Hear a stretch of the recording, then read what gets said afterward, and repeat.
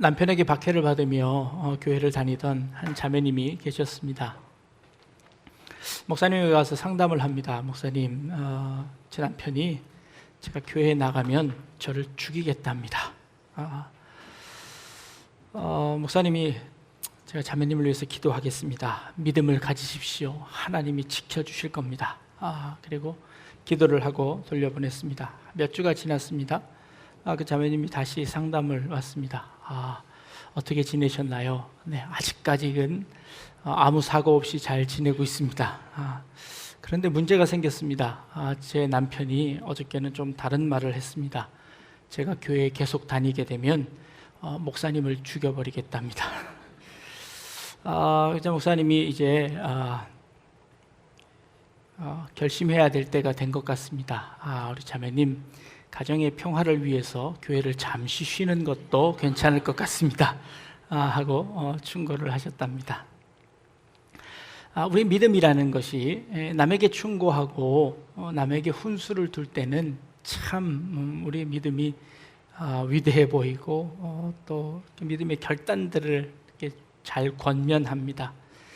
그런데 정작 그 일이 내게 닥치게 되면 우리는 머뭇거리게 되고 어떤 것이 옳은 길인지 잘 모를 때가 참 많습니다. 훈수를 두면 고수도 그런 고수는 없습니다. 그런데 정작 자기가 두면 하수에 불과하다는 것을 금방 알게 됩니다. 오늘 우리가 읽은 본문에 회당의 어떤 한 관원이 예수님께서 말씀하시고 있는 그때에 한 관리가 와서 절하며 엎드려서 내 딸을 고쳐주십시오 하고 예수님에게 간구하는 그런 장면이 나옵니다. 한 관리라고만 되어 있습니다만 이 관리라는 것이 굉장히 그 고급 관리에 해당되어집니다. 또 마가복음에 가보면 같은 사건이 기록되어져 있는데 거기에는 실명이 기록되어져 있습니다. 누구냐 하면 회당장 야이로라고 그 이름을 그리고 그 직책을 거명하고 있습니다. 이 당시 예수님 당시에 회당이라는 곳은 이스라엘 백성들의 삶의 터전입니다. 그 회당에서 함께 공부하고 제사 지내고 그리고 재판이 이루어지고 교제가 이루어지는 이 삶의 중심에 회당이 있었습니다. 그래서 이 회당의 장이라는 것은 그 모든 것을 다 관리하는 사람이 이 회당의 장입니다. 근데 이 회당의 장이 지금 큰 문제가 생겼습니다. 12살 난 딸이 하나 있었는데 이 딸이 그만 몹쓸병에 걸려서 죽게 된 겁니다. 전해지는 구전에 의하면 이 회당장은 늦게 결혼을 해서 아들이 없고 이 딸 하나만 가진 그런 회당장이다라고 그렇게 전해지고 있습니다. 이 회당장이 12살이라고 하는 것은요, 이 성년과 소녀의 이 갈림길입니다. 12살이 넘어가면 성년이 되어져서 시집을 갈 수 있습니다. 근데 12살 전까지는 부모의 슬하에서 부모가 책임지는 이제 아이인 것입니다. 이 부모가 12년 동안이나 애지중지하게 잘 키워냈습니다. 이제 시집을 보내고 이제 성년으로 자라나가는 그 즈음인데 그때 문제가 생긴 겁니다. 병에 걸려서 그만 죽어갑니다. 백방으로 수소문해서 이리저리 돌아다녔을 겁니다. 좋은 약들은 다 써보았을 겁니다. 용하다는 의원들은 다 찾아가서 이 자기 딸을 고쳐달라고 했을 겁니다. 그런데 그만 그 병을 고치지 못하게 되었습니다. 그런데 예수님의 소문을 듣습니다. 그 예수님에게 이 딸을 고쳐달라고 부탁하러 온 것이지요. 그런데 지금 예수님께서는 지금 어느 집에 와 계시냐면 세리 마태의 집에 와 계셔서 죄인들과 함께 식사를 하는 중이셨습니다. 그때 바리새인들이 찾아와서는 예수님을 책망하고 있는 중이었습니다. 어찌 죄인들과 함께 식사를 하실 수 있습니까? 그리고 지금 다른 사람들은 다 금식하는데 어떻게 잔치를 베풀면서 이렇게 식사를 하실 수 있습니까? 하고 이 바리새인들이 지금 예수님을 책망하고 있는 그런 자리였습니다.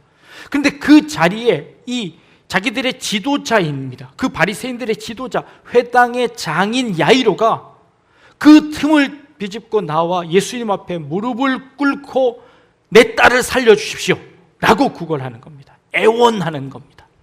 자기의 모든 자존심을 다 내려놓았습니다. 자기의 모든 체면을 다 내려놓았습니다. 그리고 내 딸을 살려주십시오 라고 예수님에게 부탁하는 장면입니다. 이것은 아주 쇼킹한 사건이었습니다. 다른 사람들이 지금 다 쳐다보고 있습니다. 도대체 어떤 일이길래 그런 일들이 일어났을까? 어떻게 저 야이로라는 회당장이 저 예수 앞에서 무릎을 꿇을 수가 있을까? 사람들이 다 수군거렸을 겁니다. 그러나 이 회당장으로서는 자신의 딸을 살려야 되겠다는 그 신념 하나에 그는 무릎을 꿇고 예수님 앞에 나왔던 것이죠. 예수님께서 그 회당장의 말씀을 들으시고 그 딸을 고쳐주기 위해서 길을 떠나셨습니다. 그 집을 향하여서 발걸음을 옮기셨습니다. 그런데 성경은 그 중간에 다른 사건을 하나 더 기록하고 있습니다.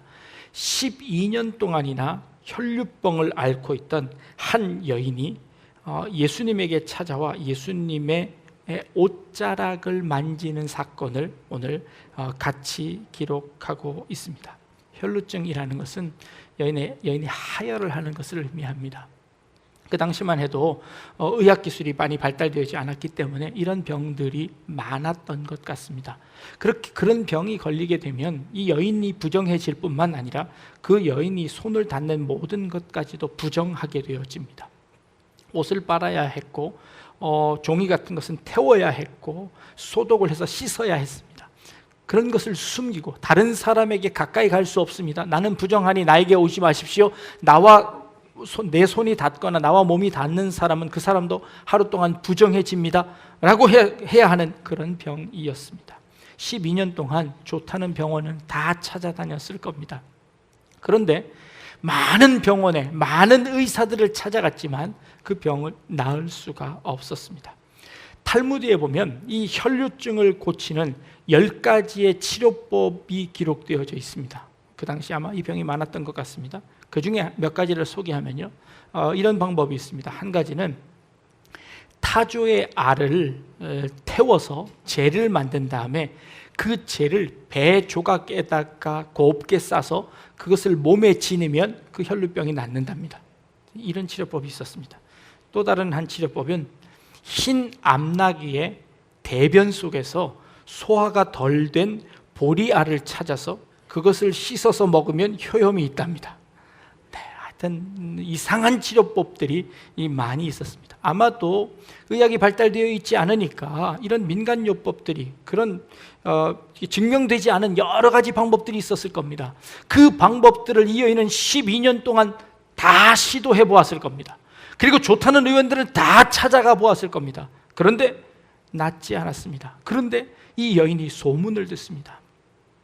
예수라는 사람이 있는데 그 예수라는 사람은 모든 병을 다 고친다는 겁니다. 그런데 사람들이 몰려 있습니다. 많은 사람들이 있습니다. 그에게 가서 자기 병을 이야기하는 것조차도 어쩌면 쉽지 않은 일이었습니다. 예수님을 쫓아갔는데 여전히 사람들이 많습니다. 그런데 그 틈을 비집고 가서 이 여인이 예수님의 옷자락을 만집니다. 그 당시에 이 사람의 신분을 나타내는 옷 끝에 술을 달게 되어 있습니다. 아마도 그 술을 만진 것 같습니다. 그 장식으로 달아놓은 그 술을 가서 뒤에서 한번 스치면서 만졌는지도 모르겠습니다. 그랬는데 그 즉시로 자신의 병이 나았음을 깨닫습니다. 그래서 깜짝 놀랐습니다. 그런데 갑자기 예수님께서 뒤로 돌아보시며 누가 내 옷을 만졌느냐 하고 물어보십니다. 제자들이 이렇게 이야기하죠. 예수님, 사람들이 이렇게 많은데 옷이 안 닿는 것이 이상하지 않습니까? 사람들이 지나가면서 이렇게 예수님을 다 쓸 겁니다. 아니다, 내게서 능력이 나갔다 라고 말씀하시며 그 여인을 찾습니다. 그제서야 그 여인이 예수님 앞에 무릎을 꿇고 와서 자초지종을 이야기합니다. 그러자 예수님께서 이렇게 말씀하십니다. 딸아, 안심하라, 내 믿음이 너를 구원하였다 하시니 라고 말씀하십니다. 믿음이 그 여인을 구원하였다는 것이지요. 그래서 여인은 그 즉시로 기뻐서 예수님께 감사를 하지요. 그리고 나서 예수님은 발걸음을 다시 옮기셔서 그 회당장 야이로의 집으로 가십니다. 갔더니 이미 그 딸은 소녀는 죽어 있었고 많은 사람들이 곡을 하고 있었습니다. 예수님께서 곡하는 사람들을 물리치시고 이렇게 말씀하십니다. 이 아이는 죽은 것이 아니라 자는 것이다. 사람들이 수근거립니다. 조롱을 합니다.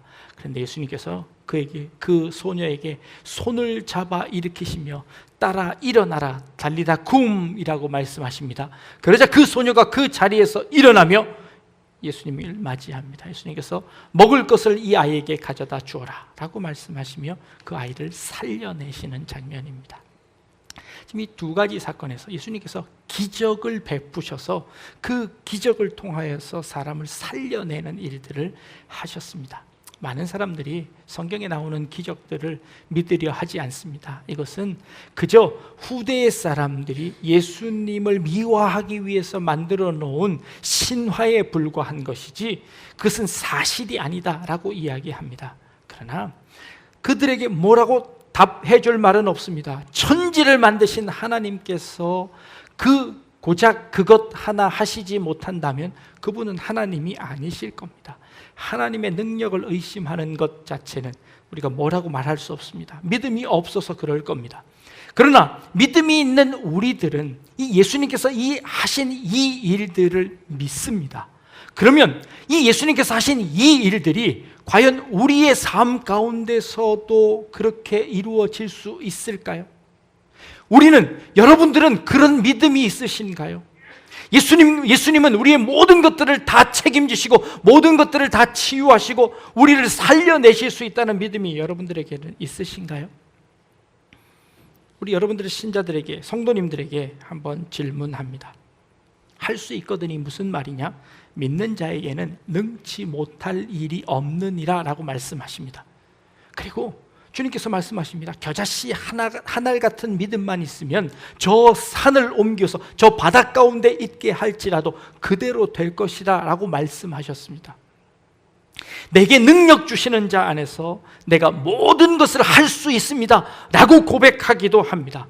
내 시작은 미약하였으나 내 나중은 심히 창대하리라는 축복의 말씀도 성경에 있습니다. 그래서 우리는 그 말씀들을 너무 좋아해서 여러분들의 사업장에 다 걸어놓고 가정마다 그 말씀을 걸어놓습니다. 그런데 여러분들에겐 정말 이런 믿음이 있으십니까? 그리고 그런 믿음들의 결과들을 여러분 가지고 계십니까? 만약에 그것이 없다면 여러분은 믿음이 없는 걸까요? 여러분의 믿음이라는 것이 무엇일까요? 주님께서 이 두 가지 사건 속에서 따라 내 믿음이 너를 구원하였다라고 말씀하셨습니다. 내 믿음이 구원했으면 그 믿음은 어떤 믿음일까요? 어떤 믿음이기에 죽은 자를 살려내겠다는 그 믿음을 가졌고 12년 동안 그렇게 노력했는데 안 되는 그 불치병이 단번에 고쳐진다는 그 믿음이라는 것이 도대체 무엇입니까? 그 믿음을 좀 배우면 우리도 그 믿음을 좀 써먹을 수 있지 않을까요? 그런 생각이 듭니다.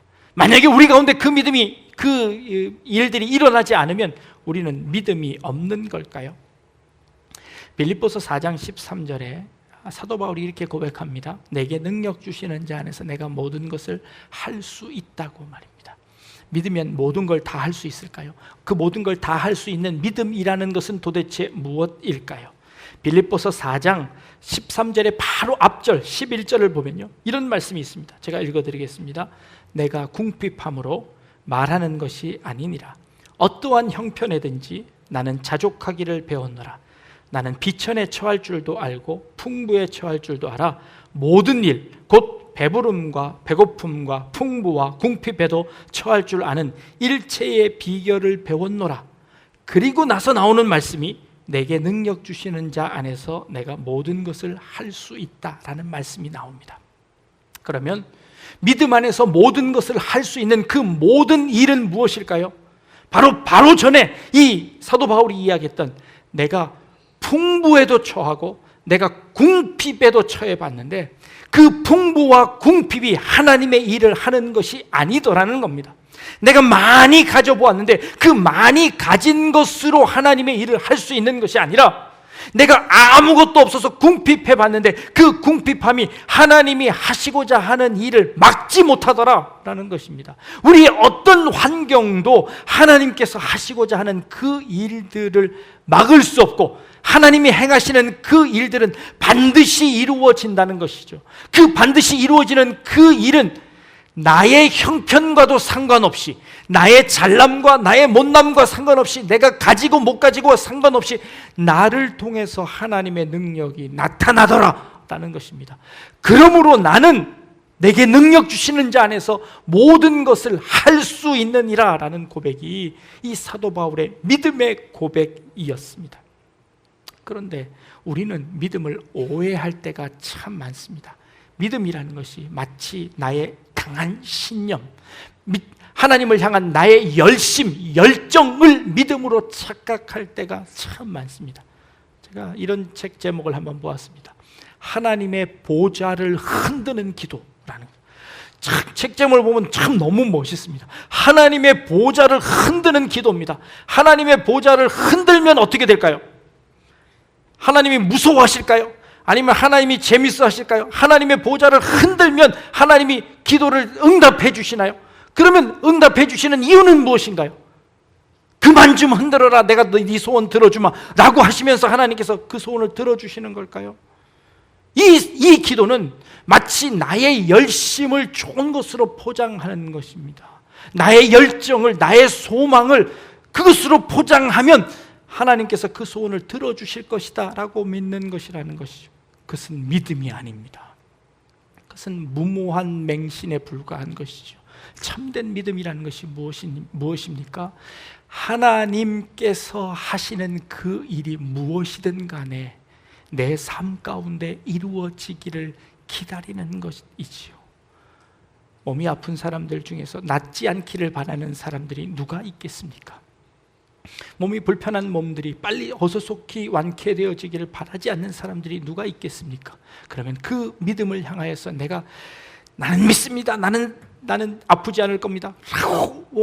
100번을 아뢰고 100번을 기도하면 그것이 믿음인가요?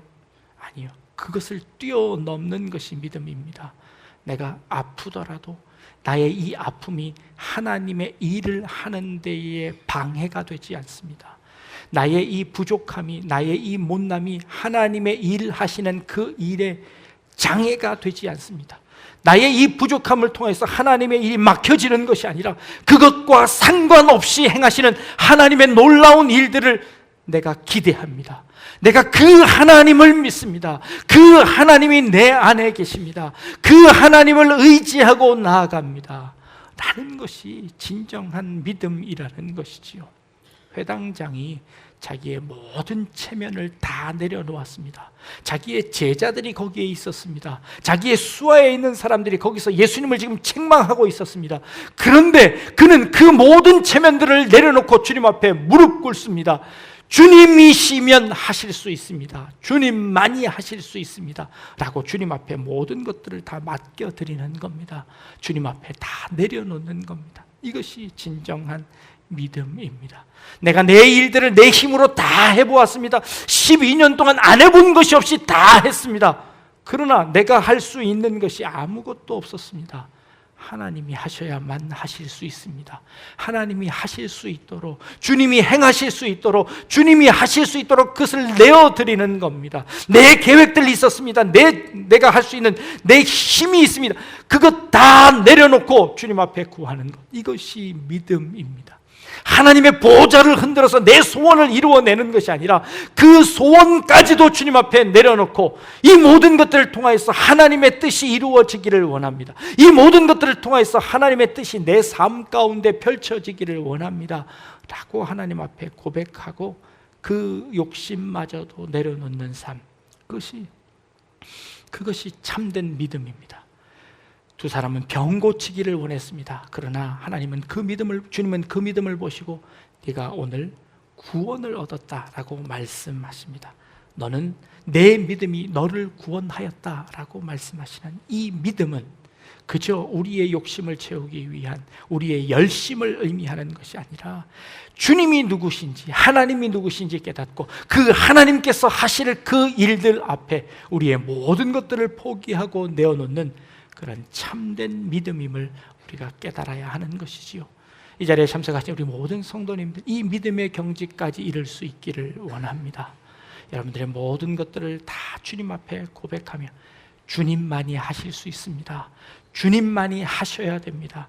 그리고 내 삶을 통해서 주님이 일하실 수 있도록 내 마음의 왕자의 자리에서 내가 내려오고 주님을 내어드림으로 말미암아 우리 가정 가운데 우리 가정의 가장은 주님이십니다. 내 삶의 주인은 주님이십니다. 주님만이 내 삶을 다스리실 수 있습니다.